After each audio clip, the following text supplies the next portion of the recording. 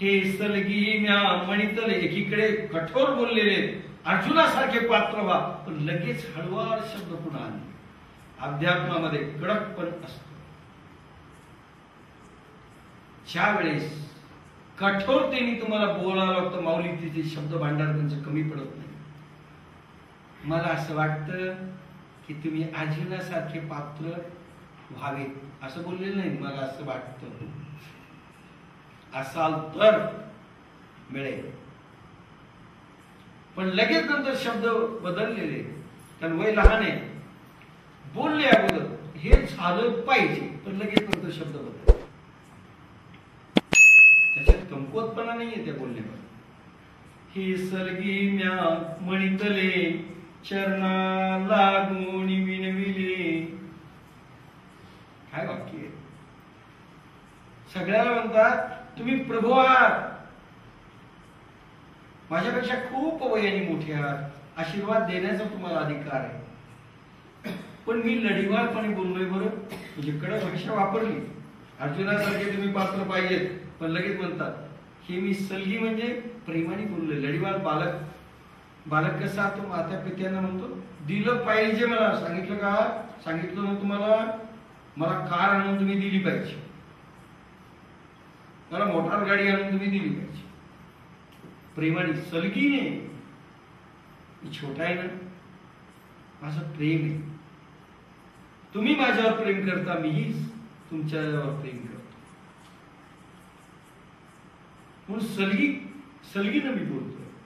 प्रभू आपले हृदय फार गंभीर आहे, म्हणून मी हे बोल लढीवाळपणे बोलतो, लाड बोलतो. आपल्या पायाजवळ विनंती केली, तुमच्या चरणावर विनंती केली, पण अर्जुनासारखी पात्र. हा काय भाषा आहे. की माऊलीनीच सांगावं बरं, माऊलीनीच सांगा. हे सलगी म्या मणितले. मोठ्यांना कडक भाषा वापरून पुन्हा सांगायचं की मी छोटा आहे ना, पण हे बोललोय ना, लाड बोललोय, रडिवाळपणे बोललोय, चरणाजवळ विनंती करतोय. काय विनंती. अर्जुनासारखे तुम्ही पात्र झाले पाहिजे, आणि तसंच तुम्ही श्रवण केलं तर ऐकण्याचे अधिकारी व्हाल.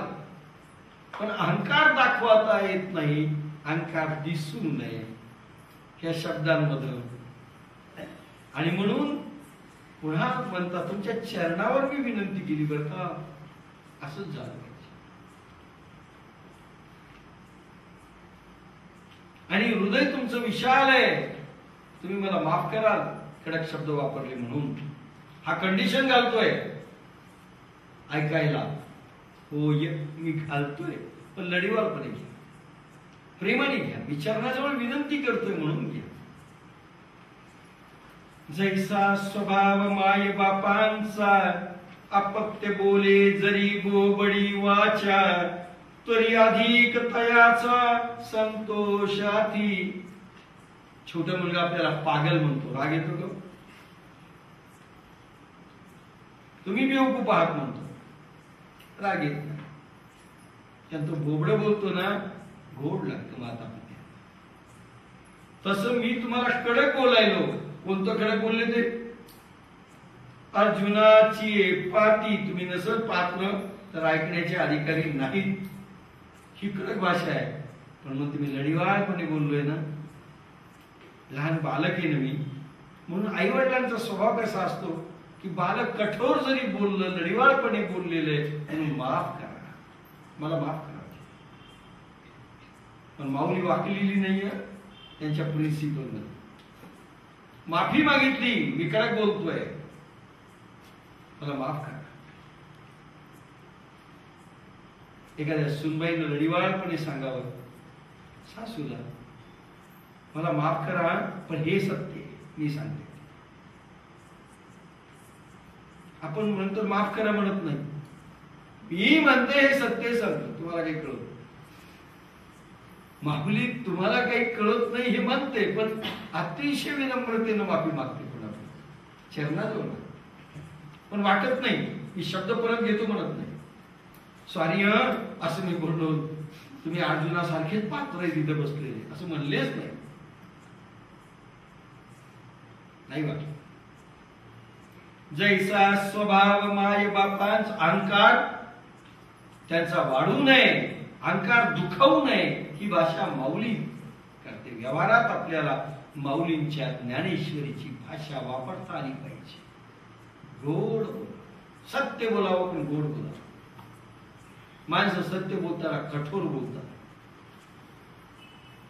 बाप देखील मुलाला कठोर बोलतो. सत्य बोलायला गोड भाषाच येत नाही. सासू कठोर सत्य बोलते पण कठोर बोलते नाही चालत. अहंकार दुखावला जातो. आणि माऊलींना तर सत्य बोलायचंय, कठोर बोलायचं, पण अहंकार दुखवायचं नाही. अहंकार जर नाही दुखवता आला मोठ्याने किंवा लहान्याने तर परमार्थ आणि संसार सुखाचा झाला म्हणून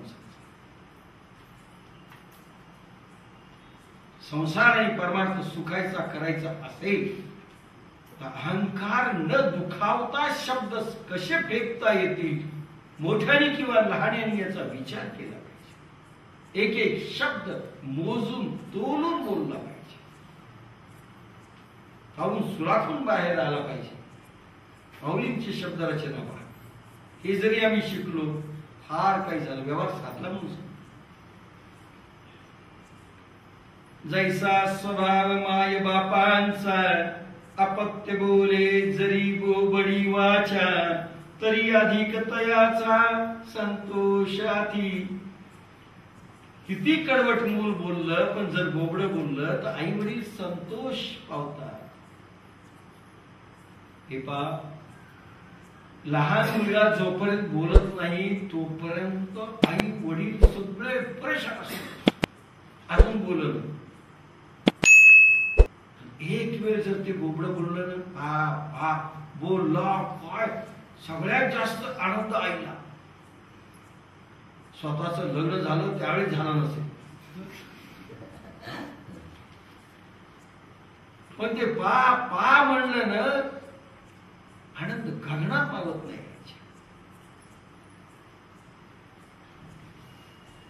म्हणून गदी मांडूकरांनी अतिशय सुंदर लिहिले.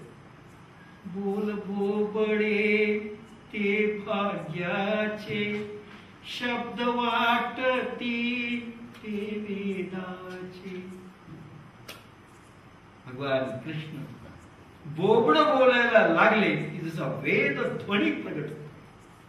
वेद शब्द वाटती ते वेदाचे.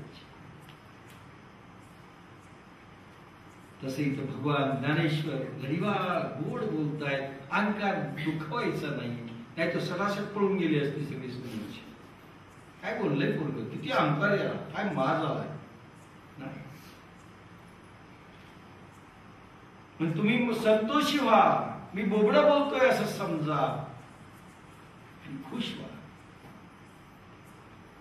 तैसा तुम्ही मी अंगीकारिला सज्जनी आपुला म्हणितला तरी उणे सहजे उपसाहिला पातू काही. तैसा तुम्ही मी अंगीकारिला त्याप्रमाणे तुमच्याकडून माझा स्वीकार झालाय. लक्षात घ्या, गुन्हे माफ होत असतात. गुन्हा कधी माफ होतो माहिती?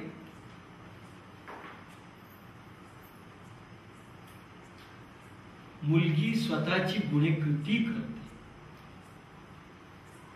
आई का माफ करते माहिती? की माझी मुलगी. सुनेचे गुन्हे काहीच का माफ होत नाही? ती माझी नाहीये, ती दुसरीची मुलगी. लक्षात घ्या,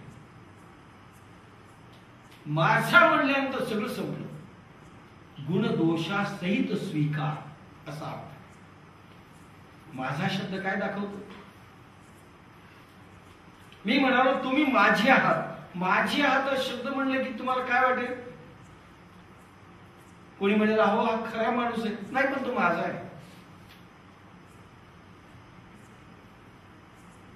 माझ्या विरुद्ध सुंदरलाल सावजीला मी बँकेत घेऊ नये पहिल्यांदा, जिंतूर अर्बन बँकेमध्ये डायरेक्टर म्हणून.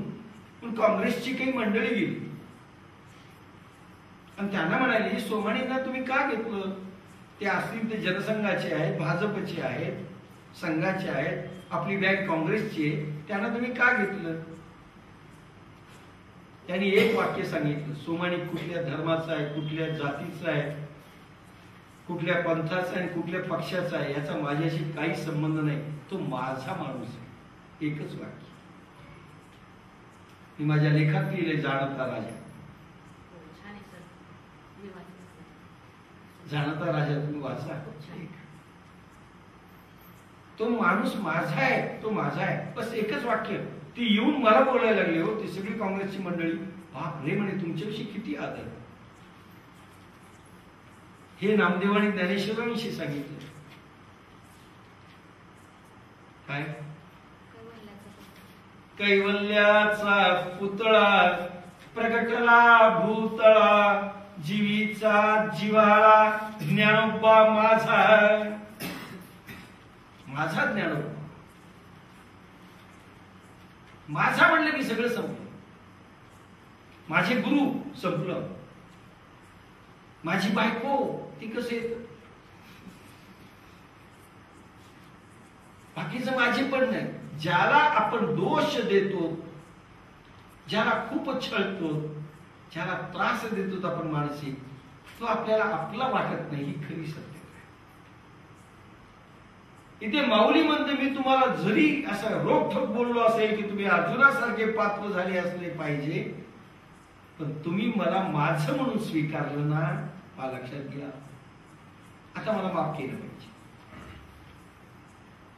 मी तुमचा आहे ना, म्हणजे त्यांच्या मनामध्ये भाव निर्माण केला, हा ज्ञानेश्वर माझा आहे, माझा मुलगा आहे, हा माझा आहे, हा काही बोलेल ना मी सहन करेन. मुलगा लाथ मारतो तरी आपण सहन करतो, मुलगा शिव्या देतो तरी सहन करतो, मुलगा अंगावर हिश फिश करतो तरी आपण सगळं सहन करतो. का? माझा एकच शब्द.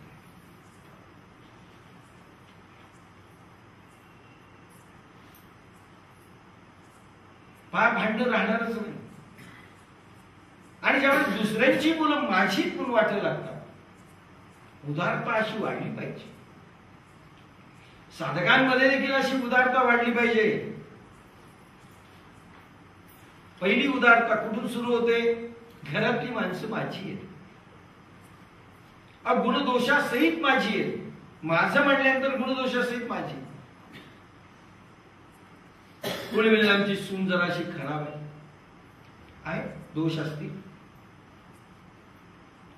पण सासून म्हटलं ती माझी सून आहे बरं का, पुन्हा कोणी बोलत.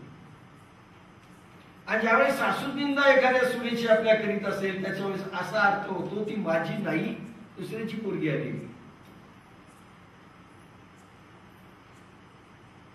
मुलीची निंदा मात्र कुठल्याही आईजवळ फार कमी करतात लोक, कारण माहित आहे पटकन मिळेल ती माझी मुलगी, तुझं काय. माझा शब्द असा दाखवतो, गुणदोषासहित स्वीकार. माझा असेल दोषी पण माझा आहे. पण भगवान ज्या वेळेस तुम्हाला माझा भक्त म्हणेल, तुमच्या गुणदोषासहित स्वीकार आहे. भगवंतानी एकदा माझा भक्त आहे असं जर म्हटलं तर गुणदोषासहित स्वीकार. म्हणून ज्ञानेश्वर हृदयामध्ये ठाव घेत आहेत की मी तुमचा आहे ना, तुम्ही मला माझं मांडलंय. लटकले त्यांच्याकडे, अहंकार येऊ नये म्हणून. होय तुमचा मुलगा आहे, मला बोलायचा अधिकार, मी लढीवाळ बोललोय, मला माफ करा, क्षमा करा, कारण मी तुमचा आहे. हे गाव माझं आहे असं म्हटल्यानंतर प्रत्येकाला भूषण वाटेल की नाही? ह्या गावातली प्रत्येक मुलगी ही आमची आहे, पा भूषणावं वाटेल की नाही? आम्ही कळंबरकर गेलो होतो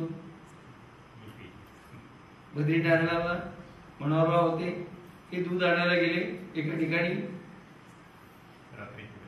सकाळची 6ची वेळ, हे दूध आणायला गेले आणि त्या बाईने फक्त ड्रेसच पाहिले, काही नाही, हिंदीमध्ये बोलले.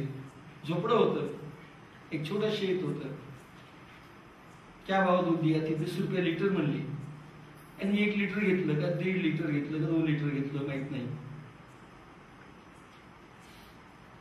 तरी घेतल्यानंतर पैसे द्यायला लागले तरी घेतले नाही. आधी ती हिंदीत बोलली मैं नहीं लूंगी, म्हणले नाही लेना पडेगा. ते म्हणतात तुम्ही महाराष्ट्राचे आहेत ना. मग मराठीत बोलली. ती म्हणे हो मी पैसे घेणार नाही, तुम्ही माझ्या माहेरचे आहेत. महाराष्ट्र बाहेर झालं विशालता वाढली. ते म्हणे तुम्ही कुठले? मग मी गेलो भेटायला. हे म्हणे ती बाई घेत नाही म्हणून मी गेलो. कुठले तुम्ही? म्हणे मी जळगाव जिल्ह्यात.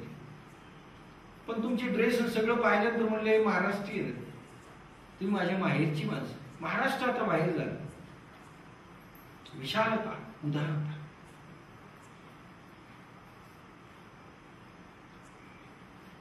एक परभणीची मुलगी एका इलेक्शनला गेलो होतो आम्ही वाशिमला. तिने दरवाजा उघडला, पाहिलं परभणी म्हणल्यानंतर लगेच दरवाजा उघडला. तुम्ही चहा घेऊन जायचं. आता म्हणलं बाई ओळखत नाही आपल्याला. मुंजाजीराव शेळके होते, मी होतो, मनावला होते, कुंडटला मुंजडा होते. पण परभणीची मी, माझी माहेरची तुम्ही माणसं. माझे म्हटलं की विषय संपला. त्याला जात लागत नाही, धर्म लागत नाही, काही लागत नाही. फक्त माझा शब्द फार काही बोलून जातो. आणि माऊलीने म्हटलंय मी तुमचं आहे, तुम्ही मला स्वीकार केलाय, मी तर तुम्हाला आपलं मांडलंय, पण तुमच्या हृदयात माझं पण तुम्हाला मी दिलंय. तुम्ही स्वीकार केलाय माझं, म्हणून आता प्रत्येक गोष्ट माझी ऐकली पाहिजे. बोलता आलं पाहिजे बरं. सुनेला, मुलीला, सासूला, विद्यार्थ्याला, गुरुला, प्रत्येकाला बोलता आलं पाहिजे. आपल्याला खरं सांगू का बोलताच येत नाही. आणि सत्यता आम्ही फार कठोर आणि अहंकारयुक्त आवडीने बोलतो. सत्य मधुर वाणीनं बोलता आलं की तुम्ही जिंकले. लक्षात घ्या काय म्हटलं. आणि नेहमी सत्य कठोर वाणीनं बोललं जातं म्हणून कुठं ऍक्सेप्ट होत नाही. माऊली सत्यच बोलते. तुम्ही पागल आहे म्हणता, तुम्ही पात्र नाहीत म्हणता.